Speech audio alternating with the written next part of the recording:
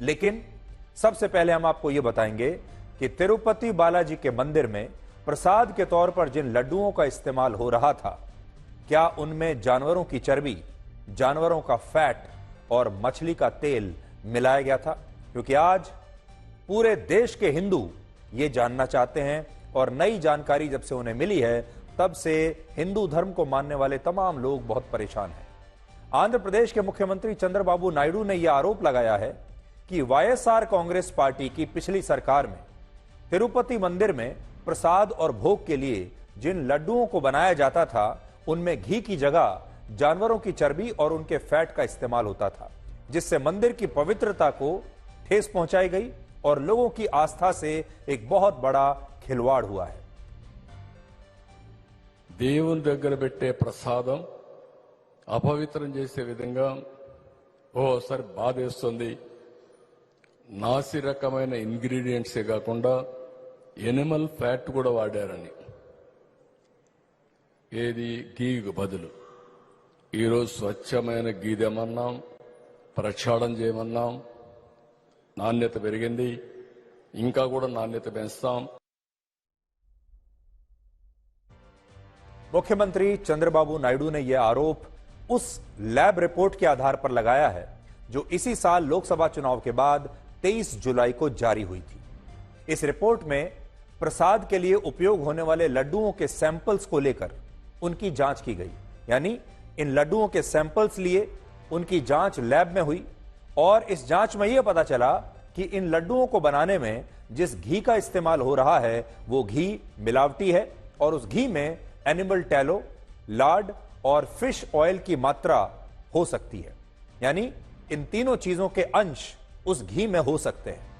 Animal का मतलब है पशु मांस और टैलो का मतलब है फैट यानी वसा, और इस तरह एनिमल टैलो का अर्थ हुआ कि जिस घी से तिरुपति मंदिर में प्रसाद के लड्डू बनाए जा रहे थे उनमें जानवरों के फैट के अंश मौजूद थे और इसमें लार्ड भी मिला हुआ था। लार्ड का मतलब जानवरों की चर्बी से होता है और इसी रिपोर्ट में यह लिखा है कि इसी घी में फिश ऑयल की मात्रा भी हो सकती है, यानी फिश ऑयल के अंश भी इस घी में हो सकते हैं और ये सारी बातें बहुत चौंकाने वाली है। तिरुपति का मंदिर भारत के सबसे बड़े मंदिरों में से एक है। हर हिंदू की आस्था वहां से जुड़ी हुई है और वहां हर साल लगभग 3 करोड़ हिंदू दर्शन करने के लिए जाते हैं और इन सभी हिंदू श्रद्धालुओं को प्रसाद के रूप में लड्डू दिए जाते हैं और इस पूरी व्यवस्था का संचालन उस समिति द्वारा किया जाता है जिसका गठन हर 2 साल में आंध्र प्रदेश की राज्य सरकार करती है। इस समिति का नाम है तिरुमला तिरुपति देवस्थानम और यही समिति प्रसाद के इन लड्डुओं को बनाने के लिए सभी सामग्री को खरीदती भी है और फिर इस समिति के स्वयं सेवकों द्वारा इन लड्डुओं को तिरुपति मंदिर में आने वाले हिंदू श्रद्धालुओं को पहले से निर्धारित कीमतों पर बेचा जाता है प्रसाद के रूप में। और आरोप है कि जब आंध्र प्रदेश में वाईएसआर कांग्रेस की सरकार थी और मुख्यमंत्री थे वाईएसआर जगन रेड्डी, तब इस समिति ने मंदिर के प्रसाद के लड्डुओं में खराब और मिलावटी घी का इस्तेमाल किया, जिससे प्रसाद में यह मिलावट की गई और प्रसाद एक तरीके से अशुद्ध हो गया। हालांकि इस रिपोर्ट में यह भी लिखा है कि अगर गाय बीमार हो, अगर गाय को वेजिटेबल ऑयल्स और पाम ऑयल दिया गया हो बड़ी मात्रा में, अगर गाय को केमिकल्स दिए गए हों या फिर गाय कुपोषित हो और ऐसी गाय के दूध से बना हुआ घी अगर इस प्रसाद के लिए इस्तेमाल किया गया है, तब ऐसी स्थिति में फॉल्स पॉजिटिव रिपोर्ट्स भी आ सकती हैं और इनके कारण गाय के घी में जानवरों की चर्बी और उनके फैट के अंश तब पहुंच सकते हैं। यानी एक बड़ी बात यह है कि यह इस बात पर भी बहुत निर्भर करता है कि किस गाय के दूध से वो घी तैयार हुआ है और उस गाय के खाने में उस गाय को किस तरह का खाना दिया गया है, या उस गाय को कोई खास तरह की कोई बीमारी तो नहीं है। उस गाय को जो खाना दिया जा रहा है उसमें किन चीजों के अंश ज्यादा हैं, क्या कहीं उनमें केमिकल्स तो नहीं है, क्या उनमें किसी दूसरी तरह के जो वेजिटेबल ऑयल्स हैं क्या वो बड़ी मात्रा में तो उस गाय को नहीं खिलाए जा रहे हैं। अगर ऐसा है तब इस तरह की रिपोर्ट तब भी आ सकती है। इसलिए आप ये मानकर चलिए कि ये जो रिपोर्ट है, हमें ऐसा लगता है कि दोबारा से एक और फाइनल लैब रिपोर्ट लेनी चाहिए, जिसमें साफ साफ ये पता लगाया जाना चाहिए कि इसमें जानवरों की मांस के अंश हैं या नहीं हैं और चर्बी के अंश हैं या नहीं हैं। हालांकि टीडीपी के नेता एवी रेड्डी का यह भी आरोप है कि जब बाजार में गाय के घी की कीमत प्रति किलोग्राम कम से कम 1000 रुपए है, तब तिरुपति मंदिर में प्रसाद के लड्डू बनाने के लिए जो गाय का घी खरीदा जा रहा था, उसकी कीमत सिर्फ 325 रुपए थी और जानबूझकर मंदिर के लड्डुओं में ऐसा घी इस्तेमाल हुआ जो सस्ता था, और क्योंकि वो सस्ता था तो जाहिर है ये मिलावटी घी था, इसीलिए ये घी सस्ता था। जो घी कम से कम 1000 रुपए प्रति लीटर मिलना चाहिए था, वो 325 रुपए में खरीदा जा रहा था, और वो इसलिए था क्योंकि ये घी नकली था। All the integrants, all the non-vegetarian animals that generally are on the table have been used here in the preparation of ghee. It has been adulterated. This ghee has been bought for 325 rupees when the going rate for a ghee, for cow ghee, is around 1000. So at 324, there is no way they could have supplied a ghee of pure quality to TTD. So all this report which we have now released there are 5 lab reports. I can only say one thing from the bottom of my heart. This is not an affront to any Hindu. It is an affront to Hindus living all over the world. Hindu धर्म में प्रसाद को ही परमेश्वर माना गया है और प्रसाद का शाब्दिक अर्थ होता है परमात्मा के साक्षात दर्शन। हिंदू धर्म ग्रंथों में बताया गया है कि प्रसाद प्रभु की भक्ति के भाव को जगाकर भगवान की शक्ति का एहसास कराता है और प्रसाद से बड़ी और कोई कृपा नहीं होती। इसलिए जब भी आप किसी भी मंदिर में जाते हैं तो प्रसाद जरूर ग्रहण करते हैं, क्योंकि ये भगवान का भोग माना जाता है। आपने भी देखा होगा कि जब लोगों को प्रसाद दिया जाता है तो वो इस दौरान शुद्धता का बहुत ध्यान रखते हैं। हम प्रसाद लेते समय अपने हाथ हमेशा धोकर लेते हैं। गंदे हाथों में प्रसाद लेना भगवान का अपमान माना जाता है। लेकिन सोचिए, इस मामले में तो प्रसाद में ही इतनी बड़ी मिलावट पाई गई है और लोगों के साथ इतना बड़ा विश्वासघात हो रहा था कि बहुत सारे लोग तो शायद इस पर विश्वास भी नहीं करेंगे। आंध्र प्रदेश, तमिलनाडु और तेलंगाना, ये वो 3 राज्य हैं जहां लोग जब तिरुपति मंदिर से दर्शन करके लौटते हैं और वहां से ये लड्डू का प्रसाद लेकर आते हैं, तो ये प्रसाद अपने पूरे गांव, इलाके या मोहल्ले के लोगों में बांटा जाता है और बाकी के राज्यों में भी ऐसा ही होता है। आप में से भी बहुत सारे लोग ऐसे होंगे जिन्होंने ये प्रसाद ग्रहण किया होगा। बहुत सारे लोग तो ऐसे होंगे जिन्होंने तिरुपति के मंदिर में जाकर दर्शन किए होंगे और फिर ये प्रसाद ग्रहण किया होगा, और फिर आप अपने दोस्तों के लिए, परिवार के लिए इस तरह का प्रसाद वहां से खरीद कर भी लाए होंगे ताकि आप अपने दोस्तों में और लोगों में इस प्रसाद को बांट सकें। आप में से बहुत सारे लोग ऐसे भी होंगे जो कभी तिरुपति मंदिर नहीं गए होंगे, लेकिन उन्होंने ये प्रसाद कभी न कभी ग्रहण जरूर किया होगा। और ये जो प्रसाद है, जो लड्डू है, ये बड़े आकार का लड्डू माना जाता है बहुत, और ये खास प्रकार का लड्डू होता है जो तिरुपति मंदिर में ही प्रसाद के रूप में आपको मिलता है।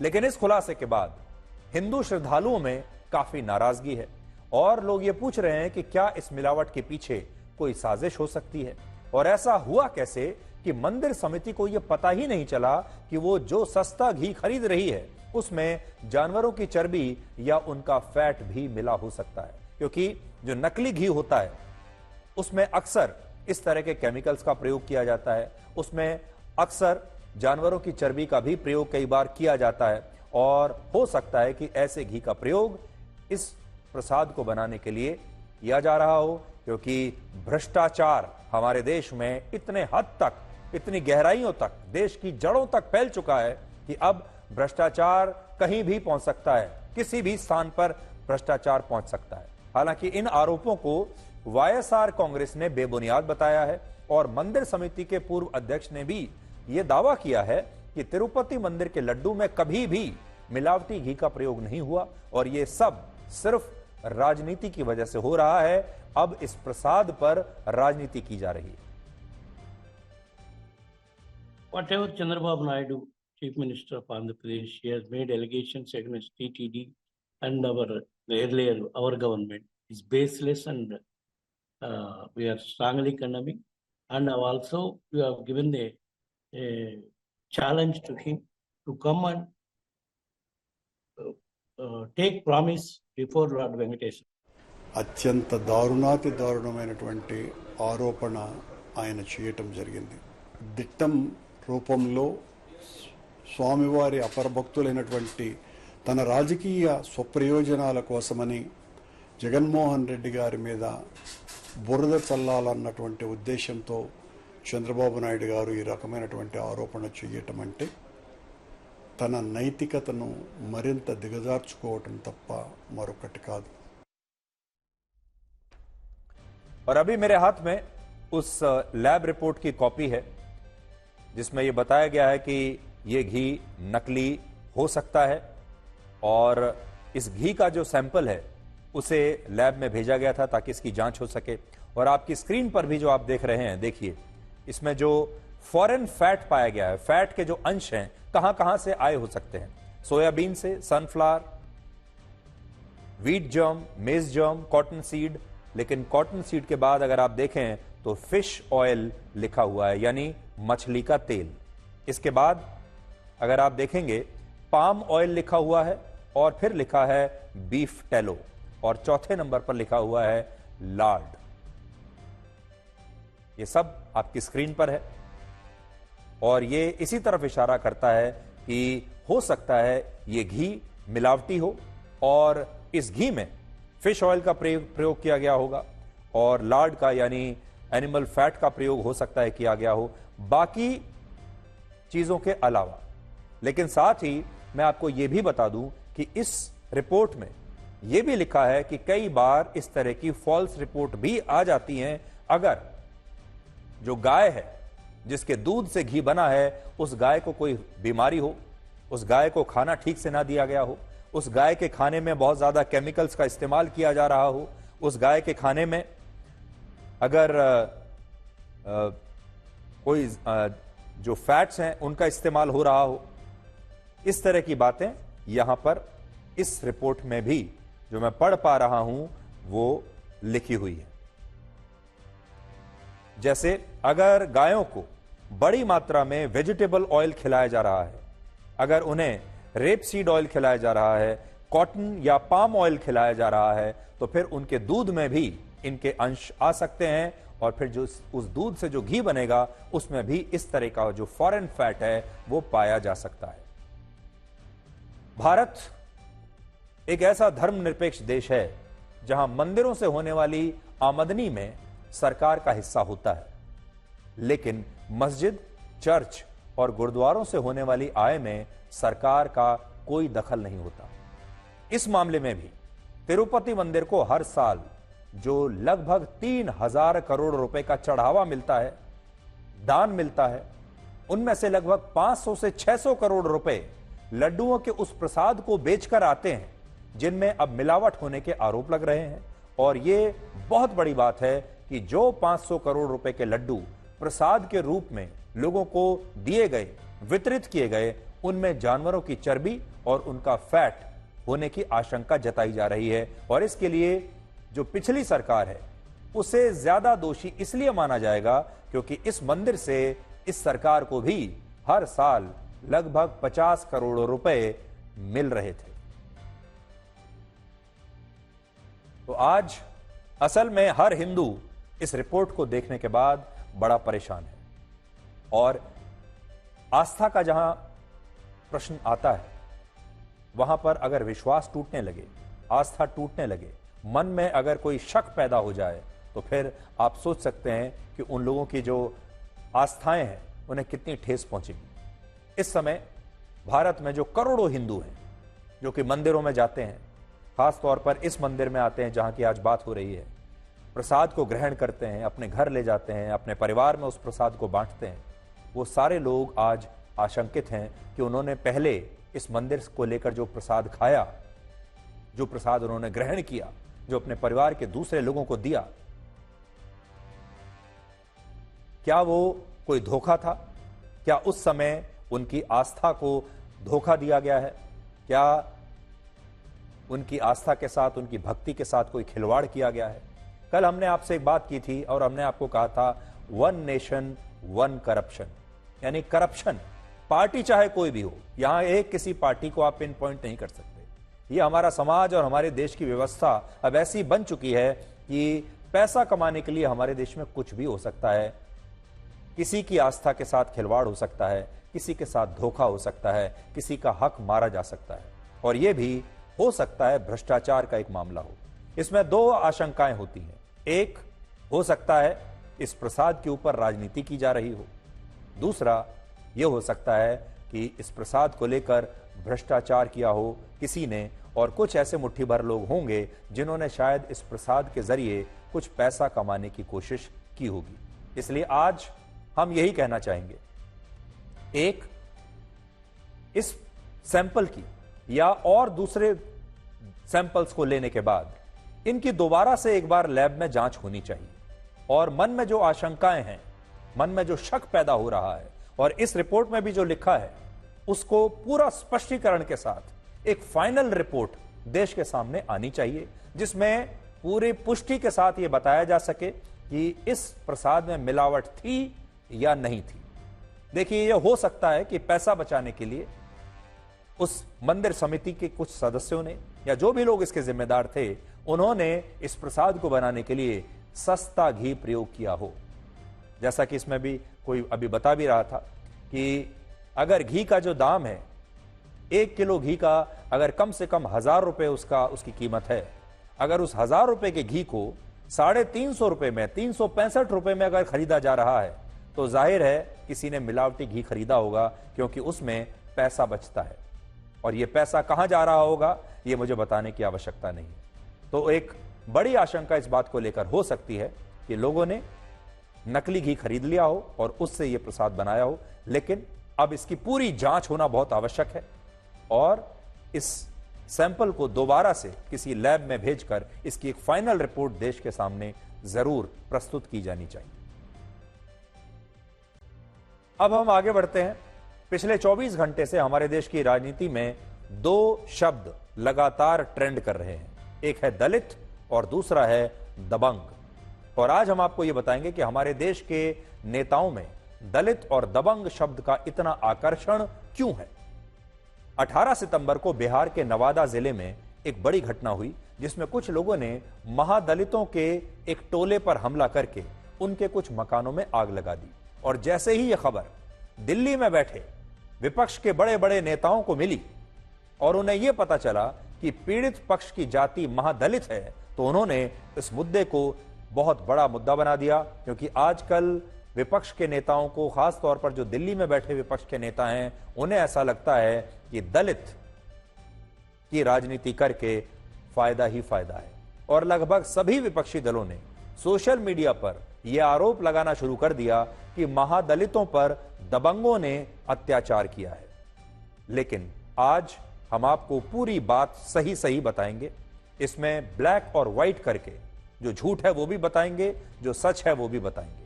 इसलिए अभी तक जो आपको पता चला है वो पूरी तरह सत्य नहीं है। लेकिन आज आपको यह भी पता होना चाहिए कि ये जो दबंग हैं, जिन पर आरोप लग रहा है कि इन दबंगों ने दलितों पर अत्याचार किया है, उनके घरों में आग लगा दी है, ये दबंग हैं कौन? जरा इन दबंगों की तस्वीर तो देख लीजिए। तो देखिए, आपको उस दबंग की तस्वीर दिखाते हैं। इस दबंग का नाम है नंदू पासवान और ये खुद एक दलित है। और इसी दलित और गरीब व्यक्ति पर आरोप है कि वो एक दबंग है और इस दबंग ने महादलितों की बस्ती को जला दिया। और आज दिन भर हमारे देश के विपक्षी नेता इसी व्यक्ति को दबंग बताकर महादलितों की बस्ती पर हुए हमलों को लेकर लगातार राजनीति करते रहे और कहते रहे कि इस देश में दलित और पिछड़े वर्ग के लोग अब सुरक्षित नहीं है। लेकिन आज हम आपको इस घटना का पूरा सच दिखाने वाले हैं और आपको बताएंगे कि हमारे देश के नेताओं में दलित और दबंग शब्द का ऐसा आकर्षण क्यों है। पहला दावा यह है कि इस घटना में दबंगों ने महादलितों को निशाना बनाकर उनके 80 मकानों में तोड़फोड़ की, आगजनी की। और इस दावे से ऐसा लगता है कि यह मामला महादलितों पर दबंगों के अत्याचार करने का मामला है और इसमें हमला करने वाले दबंग शायद अगड़ी जातियों के दबंग होंगे। लेकिन सच्चाई यह है कि इस घटना का जाति से कोई संबंध नहीं और इसमें दोनों ही पक्ष दलित और अति पिछड़ी जातियों से हैं। तो पहली बात तो यह समझ लीजिए, इन दोनों में ना तो कोई दबंग है और ना कोई दलित का मामला है। यह जाति का मामला है ही नहीं, दोनों पक्ष दलित ही हैं। इनमें जिन लोगों पर हमला हुआ वो महादलित हैं और उनकी जाति रविदास और मांझी है, और जिन लोगों पर हमला करने का आरोप लग रहा है वो भी दलित और पिछड़ी जातियों से ही हैं और उनकी जाति है पासवान, चौहान और यादव।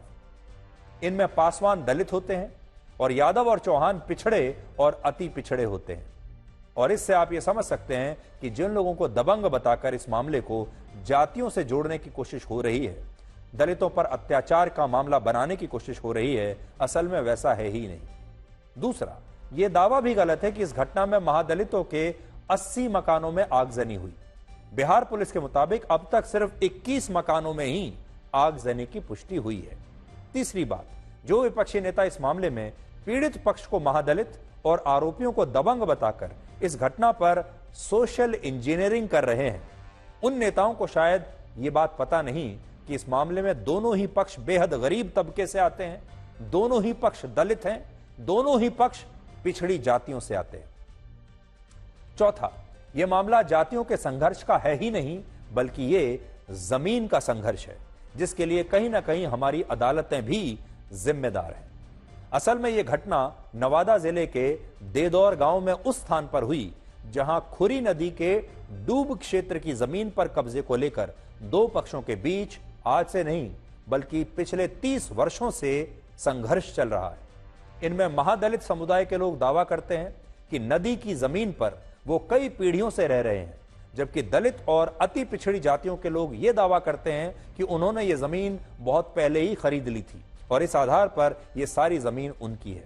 और इसी जमीन के विवाद को लेकर 18 सितंबर को यह हिंसा हुई, जिसे हमारे देश के नेताओं ने वोटों के लिए, अपनी राजनीति को चमकाने के लिए एक जातीय हिंसा का रूप दे दिया।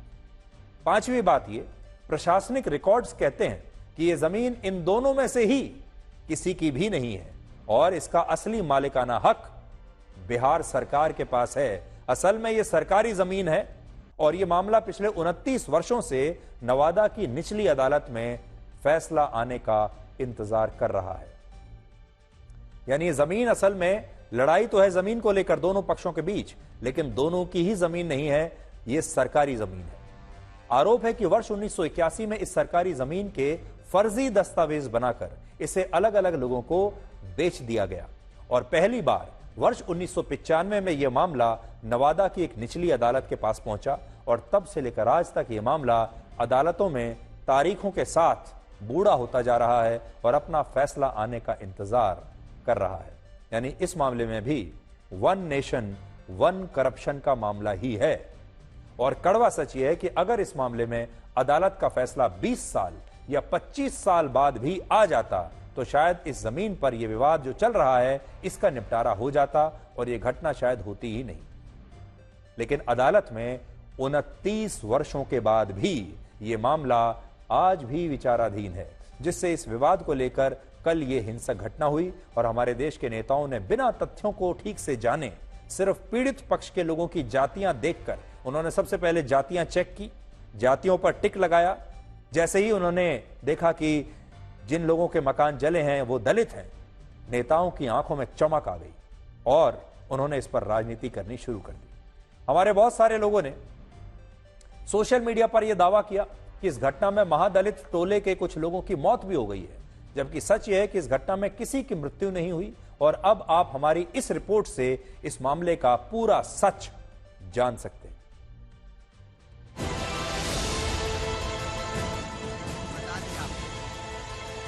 पूरे घर के आगे लग गया सर, पूरे घर के मैंने 2-4 को झोपड़ी बचा थे।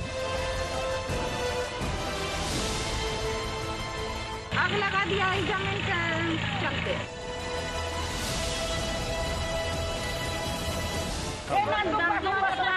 आप लोग का भी घर था यहाँ? कई घर जले हैं, कई घर जले।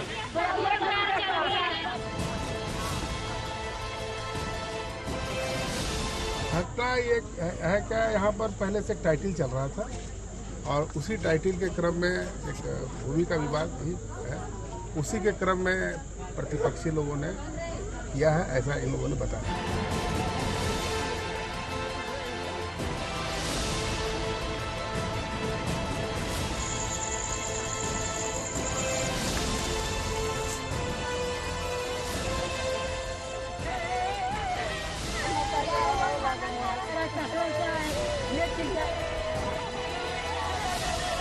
नवादा के गांव कृष्णा नगर में दबंगों ने महादलित बस्ती में कल बुधवार की रात तांडव मचा दिया। आपको सीधी तस्वीरें दिखा रहे हैं हम कृष्णा नगर से, जहां आप देख सकते हैं कि यहां पर पूरा साजो सामान, सारे मकान, दर्जनों की संख्या में मकान जल चुके हैं। और सबसे बड़ी बात ये कि ये सब करने वाले कोई और नहीं बल्कि बगल के गांव के ही लोग हैं। और सबसे बड़ी बात ये कि अगर नवादा डिस्ट्रिक्ट मैजिस्ट्रेट की बात मानी जाए तो साफ तौर पर भूमि विवाद को लेकर ये सब कुछ हुआ। सबसे बड़ी बात आपको ये बताएं कि जब कल रात ये घर जला दिए गए, यहाँ फायरिंग की गई, ऐसा आरोप लगाया जाता है। स्थानीय नागरिक बताते हैं कि पहले फायरिंग की गई और उसके बाद पेट्रोल छिड़क कर गांव में आग लगा दी गई। आपको सीधी तस्वीरें दिखा रहे हैं कि किस तरह से अब भी धुएं का गुबार धीरे धीरे राख में से उठता हुआ दिख रहा है। पैसा था, रुपया, आधार कार्ड, वोटर कार्ड, सब कुछ हमको जरा दिया।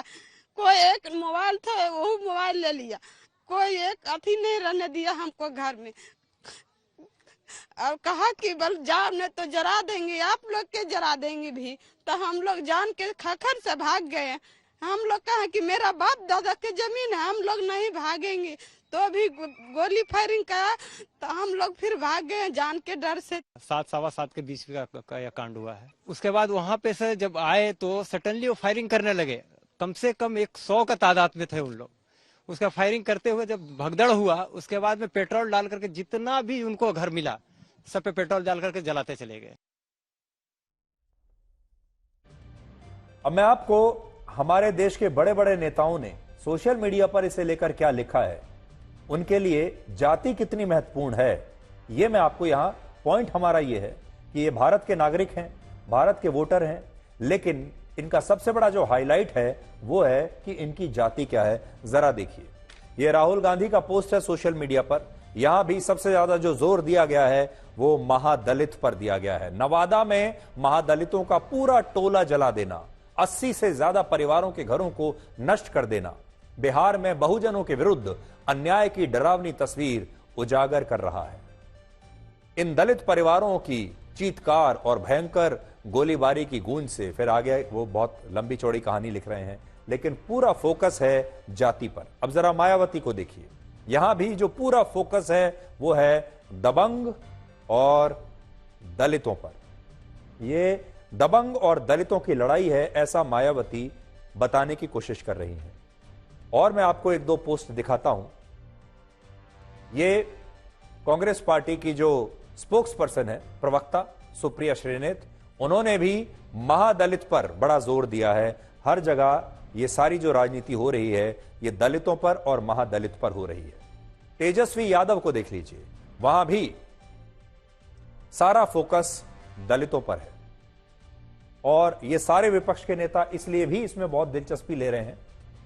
चलिए एक और आपको दिखा देते हैं, ऑफिस ऑफ तेजस्वी यादव, उन्होंने भी दलित और पिछड़ा वर्ग, इस पर पूरा फोकस किया है। ये सारे विपक्ष के जो नेता हैं ये असल में इस पूरे मुद्दे को उठाने के पीछे 2 कारण हैं। एक, इनमें जिन लोगों के घर जलाए गए वो दलित हैं, और दूसरा, बिहार में नीतीश कुमार और बीजेपी की सरकार है। नीतीश कुमार बीजेपी को केंद्र में समर्थन दे रहे हैं, इसलिए पूरा फोकस बिहार की कानून व्यवस्था पर है और दलितों पर है।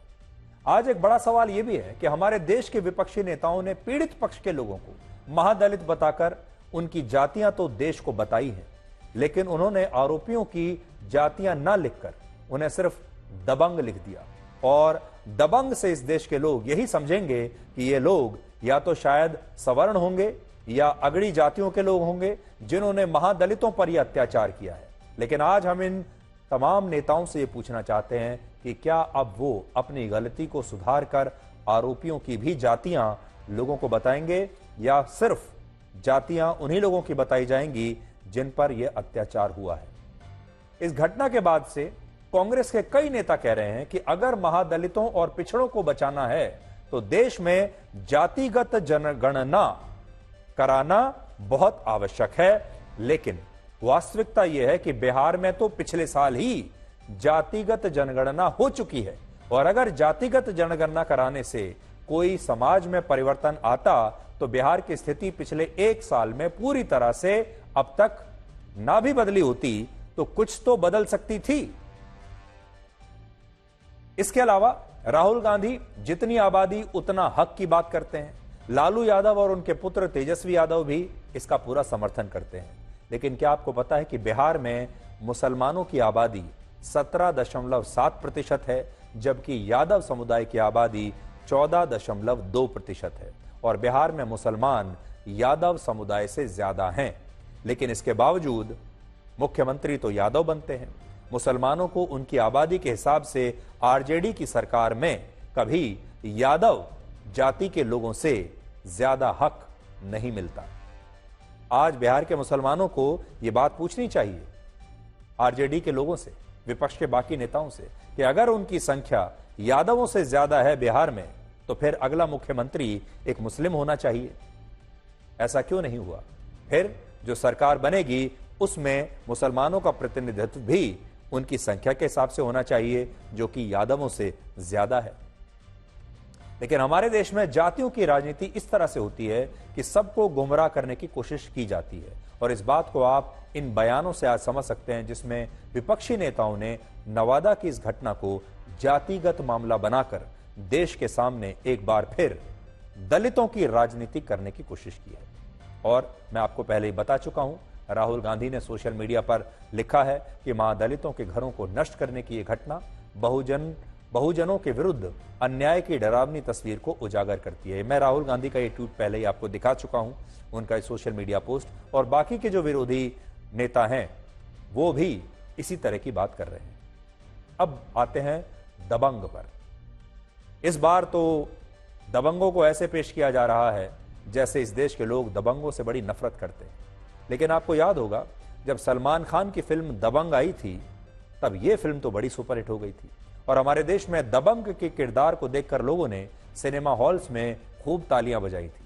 लेकिन राजनीति में दबंग को दलित और पिछड़ी जातियों के खिलाफ खलनायक बनाकर ऐसे पेश किया जाता है कि इस पर दिन भर राजनीति होती रही, और इससे यह भी पता चलता है कि हमारे देश के नेताओं में दलित शब्द का कितना आकर्षण है। लेकिन इस आकर्षण में दलितों के वोटों के लिए कई बार ऐसी राजनीति होती है जिसका वास्तविकता से कोई लेना देना नहीं होता, और इसे आप वर्ष 2020 के हाथरस कांड से आज समझ सकते हैं। अब जो मैं आपको कहने वाला हूं, मेरी बात को बहुत ध्यान से सुनिएगा।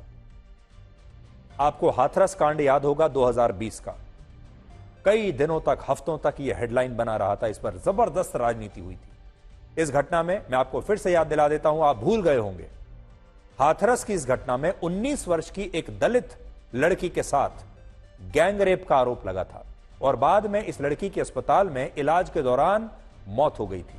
और उस समय इस घटना के बाद राहुल गांधी से लेकर विपक्ष के तमाम बड़े बड़े नेता हाथरस में इस दलित परिवार से मिलने के लिए पहुंचे थे।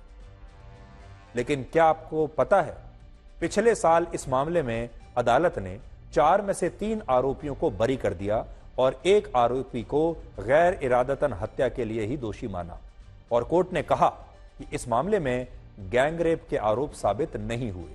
लेकिन 14 सितंबर 2020 को जब यह घटना हुई तब एक दलित लड़की से गैंग रेप को लेकर इस मामले में जबरदस्त राजनीति हुई थी, जबकि अदालत ने इस मामले को गैंग रेप या रेप का नहीं बल्कि गैर इरादतन हत्या का मामला माना।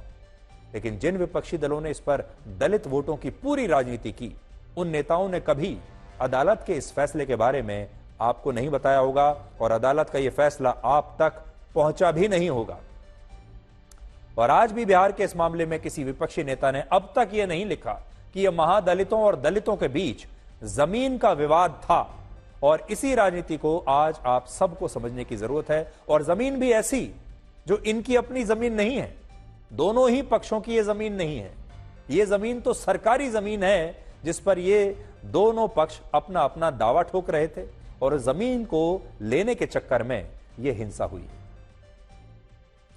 अब हम आपसे एक सवाल पूछना चाहते हैं कि आपको अपनी सरकारों से अच्छे स्कूल, अच्छे अस्पताल, अच्छी सड़कें, अच्छे हाईवेज, 24 घंटे बिजली, साफ पानी चाहिए, साफ हवा चाहिए, या आपको अपनी सरकारों से सिर्फ फ्री बीज यानी मुफ्त की रेवड़ियां चाहिए? आप क्या चाहते हैं दोनों में से?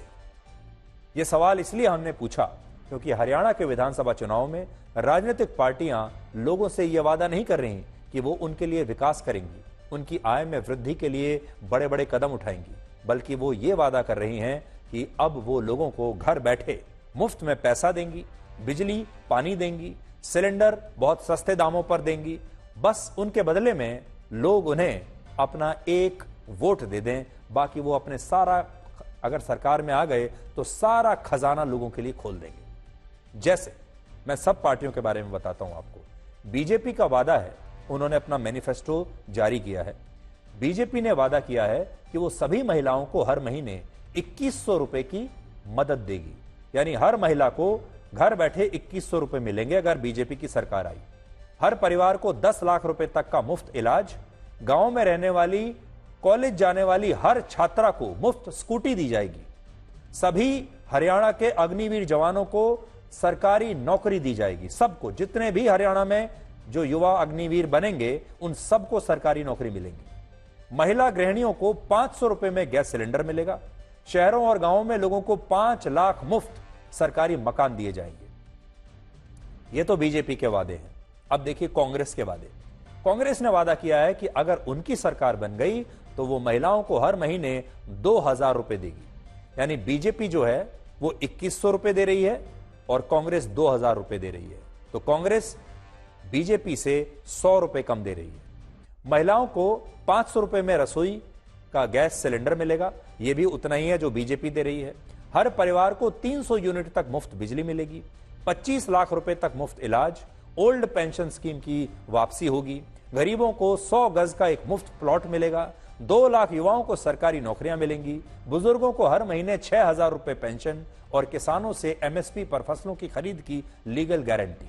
और कांग्रेस ने यह वादा भी किया कि वो सरकार बनते ही हरियाणा में जातिगत जनगणना करवाएगी और ओबीसी समुदाय में क्रीमी लेयर की सीमा को 8 लाख रुपए की आय से बढ़ाकर 10 लाख रुपए कर देगी, यानी जो 10 लाख रुपए तक कमाता है वो क्रीमी लेयर में उसकी सीमा बढ़ा दी जाएगी। दुष्यंत चौटाला की जननायक जनता पार्टी ने यह वादा किया है कि वो स्कूटी और बाइक को टैक्स फ्री कर देगी और दूसरी योजनाओं पर भी मुफ्त के कई लाभ देगी।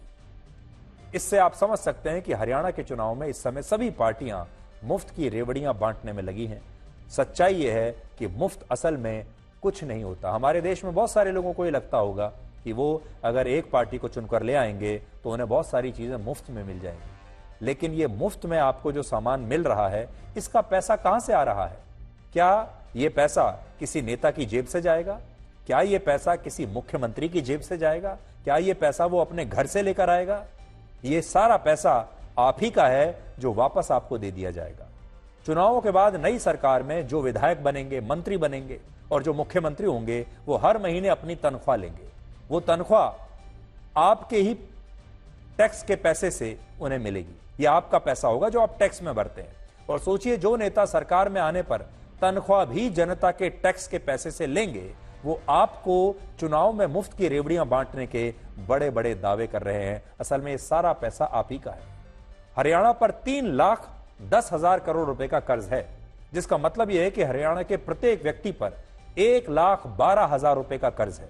और इतना कर्ज होने के बावजूद सिर्फ चुनाव जीतने के लिए सभी पार्टियां आपको मुफ्त बिजली से लेकर मुफ्त स्कूटी, घर और इलाज सब कुछ मुफ्त दे रहे हैं। कोई प्लॉट दे रहा है, कोई मकान दे रहा है। ये मुफ्त की राजनीति वाला जो मॉडल है, ये अभी चुनाव तो जिता सकता है, लेकिन यह हरियाणा की आर्थिक तरक्की के लिए अच्छा नहीं है। और इसीलिए आज हरियाणा के लोगों को यह तय करना है कि उन्हें फ्रीबीज चाहिए या उन्हें मूलभूत विकास और गवर्नेंस चाहिए। आपने हिमाचल प्रदेश का हाल देख लिया होगा। हिमाचल प्रदेश में भी जब कांग्रेस की सरकार आई तो चुनाव प्रचार के दौरान कांग्रेस ने भी यही कहा कि हम इतनी सारी चीजें आपको मुफ्त में दे देंगे, पेंशन भी आपको दी जाएगी, ये भी दिया जाएगा, वो भी दिया जाएगा। और आज हिमाचल प्रदेश की सरकार के पास अपने मुख्यमंत्री और मंत्रियों की तनख्वाह देने के पैसे नहीं है। अब वहां के मुख्यमंत्री कहते हैं कि मैं कुछ महीने अपनी तनख्वाह नहीं लूंगा। सरकारी कर्मचारियों की तनख्वाहें वहां पर रुक गई हैं सिर्फ इसलिए क्योंकि एक पार्टी चुनाव जीतना चाहती थी और उसने वो वादे कर दिए जिसके पैसे उनके पास थे ही नहीं। लेकिन हिमाचल की जनता भूल गई कि ये सारा पैसा भी उन्हीं का है जो पार्टियां चुनाव जीतने के लिए इस्तेमाल कर रही है। अब हम आपको लेबनान में पेजर और वॉकी टॉकी और रेडियो ब्लास्ट के बाद नया मिसाइल अटैक दिखाएंगे। लेबनान के 55 लाख लोगों को अब यह समझ में ही नहीं आ रहा कि वो जाएं तो जाएं कहां। घर में रहेंगे तो उनके पेजर में ब्लास्ट होगा, मोबाइल फोन में ब्लास्ट हो जाएगा, घर के बाहर जाएंगे तो कार के रेडियो में ब्लास्ट हो जाएगा, वॉकी टॉकी में ब्लास्ट हो जाएगा, स्कूटर में ब्लास्ट हो जाएगा। हर जगह मौत उनका पीछा कर रही है, चाहे वो घर में रहें या बाहर। सबसे पहले 17 सितंबर को लेबनान में उन पेजर्स में धमाका हुआ जो हिजबुल्लाह के आतंकवादी इस्तेमाल कर रहे थे। जब इन आतंकवादियों ने इन पेजर्स को खुले इलाकों में फेंक दिया, इसके बाद 18 सितंबर को चलती गाड़ी के रेडियो में, वॉकी टॉकीज में, लैपटॉप्स में, सोलर प्लांट्स के सिस्टम्स में और घरों के अंदर धमाके होने शुरू हो गए। अब जब लोग डर की वजह से अपने घरों में भी अंदर नहीं जा रहे हैं, बाहर घूम रहे हैं, तो आज इजराइल ने लेबनान पर एक मिसाइल अटैक कर दिया। और इन हमलों के बाद लेबनान के 55 लाख लोग पूछ रहे हैं कि आखिर वो जाएं तो जाएं कहां। घर में रहें तो वहां भी मौत इंतजार कर रही है और बाहर जाते हैं तो मिसाइल अटैक हो जाता है। और अब आपको आज से चेन्नई में शुरू हुई भारत और बांग्लादेश टेस्ट सीरीज के बारे में बताते हैं, जिसमें मानवता का भी एक टेस्ट हुआ। लेकिन बीसीसीआई और हमारी क्रिकेट टीम मानवता के इस टेस्ट मैच में बुरी तरह से हार गई। आज आप इन दो तस्वीरों को देखिए, जिनमें पहली तस्वीर अक्टूबर 2021 में पाकिस्तान से हुए मैच की है, जिसमें हमारी क्रिकेट टीम ने अमेरिका में ब्लैक लाइव्स मैटर अभियान को अपना समर्थन दिया था और वो अपने पैरों पर, अपने घुटनों पर झुककर उन्होंने ये समर्थन दिया था। दूसरी तस्वीर आज की है जब भारत की टीम ने बांग्लादेश के साथ मैच खेलते हुए वहां हिंदुओं पर हो रहे अत्याचारों को लेकर किसी भी प्रकार का कोई विरोध नहीं जताया, क्योंकि शायद बीसीसीआई के लिए बांग्लादेश में हिंदू लाइव्स मैटर नहीं करती। भारत और बांग्लादेश के बीच यह सीरीज ऐसे समय में हो रही है जब बांग्लादेश में हिंदुओं पर अत्याचार हो रहे हैं। इसलिए जिस देश में क्रिकेट को एक धर्म की तरह माना जाता है, क्या वहां धार्मिक हिंसा के शिकार लोगों के लिए आवाज नहीं उठाई जानी चाहिए थी? जब भारतीय क्रिकेट टीम कोई भी मैच खेलती है, टीवी पर या फिर इंटरनेट पर करोड़ों लोग इस मैच को देखते हैं, इस मैच के बारे में खबरों को पढ़ते हैं, तस्वीरों को देखते हैं। भारत के पास पूरी दुनिया में इस मुद्दे को उठाने का एक बेहतरीन मौका था अगर हमारी क्रिकेट टीम ने आज इस मैच से पहले इसे लेकर एक प्रोटेस्ट किया होता औपचारिक, जिस मौके को आज भारत ने खो दिया। खुद भारत के प्रधानमंत्री मोदी इस साल स्वतंत्रता दिवस पर लाल किले से यह कह चुके हैं कि भारत के 140 करोड़ लोगों को बांग्लादेश के हिंदुओं की चिंता है। लेकिन बीसीसीआई और हमारी क्रिकेट टीम आज इस चिंता में शामिल नहीं हुई, जिसकी वजह से आज भारत में बहुत सारे लोग निराश हैं और बांग्लादेश में रहने वाले हिंदू भी आज बहुत निराश होंगे। बांग्लादेश में जो कुछ भी हुआ है उसको लेकर पड़ोसी देश के नाते चिंता होना, मैं इसको समझ सकता हूं। खास करके 140 करोड़ देशवासियों की चिंता कि वहां हिंदू, वहां के अल्पसंख्यक, उस समुदाय की सुरक्षा सुनिश्चित हो। हर देश की अपनी एक सॉफ्ट पावर होती है। जैसे अमेरिका की सबसे बड़ी सॉफ्ट पावर है उनका हॉलीवुड, उनकी फिल्में, जिसके जरिए वो अपनी बात पूरी दुनिया तक पहुंचाते हैं और अमेरिका को एक सुपर पावर के तौर पर स्थापित करते हैं। भारत की सबसे बड़ी सुपर पावर है भारत की क्रिकेट टीम, और इस क्रिकेट टीम के जरिए आज हमें यह संदेश पूरी दुनिया के सामने पहुंचाना चाहिए था, जिसमें हम चूक गए। अब आखिरी खबर, आपने टपरवेयर का नाम तो सुना ही होगा। दफ्तरों में लंच ले जाना हो या स्कूल में टिफिन ले जाना हो, हमारे देश में लाखों घरों की रसोई में टपरवेयर का कोई ना कोई एयर टाइट बर्तन या कंटेनर मिल ही जाता है। खाने को देर तक ताजा रखने के लिए जिस टिफिन का आप अक्सर इस्तेमाल करते हैं, उसे बनाने वाली मशहूर अमेरिकी कंपनी टपरवेयर ने अपने आप को दिवालिया घोषित कर दिया है। वर्ष 2022 से ही यह कंपनी अपनी बिक्री को बढ़ाने के लिए संघर्ष कर रही है, जिसके बाद अब यह कंपनी दिवालिया हो गई। 1946 में अर्ल टपर नाम के एक केमिस्ट ने पहली बार प्लास्टिक के एयर टाइट डब्बे दुनिया के सामने पेश किए थे और समय के साथ साथ इस कंपनी के प्रोडक्ट्स इतने मशहूर हुए कि आज दुनिया के लगभग 70 देशों में इनके डब्बे और इनके अन्य प्रोडक्ट्स इस्तेमाल किए जाते हैं। इस कंपनी की लोकप्रियता का अंदाजा आप इस बात से लगा सकते हैं कि वर्ष 2020 में अमेरिकी एजेंसी नासा ने भी अंतरिक्ष में अंतर्राष्ट्रीय स्पेस स्टेशन के अंदर फल और सब्जियां उगाने के लिए एक खास तरह का डिवाइस बनाने का पेटेंट इसी कंपनी को दिया था। इस कंपनी के पास लगभग 8,332 करोड़ रुपए की संपत्ति है, यानी एसेट्स है, और लगभग 83,323 करोड़ रुपए का इस कंपनी के ऊपर कर्ज है। तो देखिए, एसेट्स हैं 8,000 करोड़ के, कर्जा है 83,000 करोड़ का, और इसलिए इस कंपनी ने अमेरिका की अदालत को यह बताया है कि अब वो इतना कर्ज चुकाने की स्थिति में नहीं है और अपनी सर्विसेज जारी रखने के लिए इस कंपनी ने अदालत से कुछ नए तरीकों को अपनाने की इजाजत मांगी है। तो देखिए, वक्त का कुछ पता नहीं होता। जो कंपनियां वक्त के साथ साथ बदलती नहीं हैं, कई बार उन्हें इसी तरह एक विपरीत स्थिति का सामना करना पड़ता है। इसमें एक कंपनी की बात तो है ही, लेकिन इसमें एक लाइफ लेसन भी छिपा हुआ है। और अजीब सौदागर है ये वक्त भी। जवानी का लालच देकर बचपन ले जाता है और अमीरी का लालच देकर जवानी ले जाता है।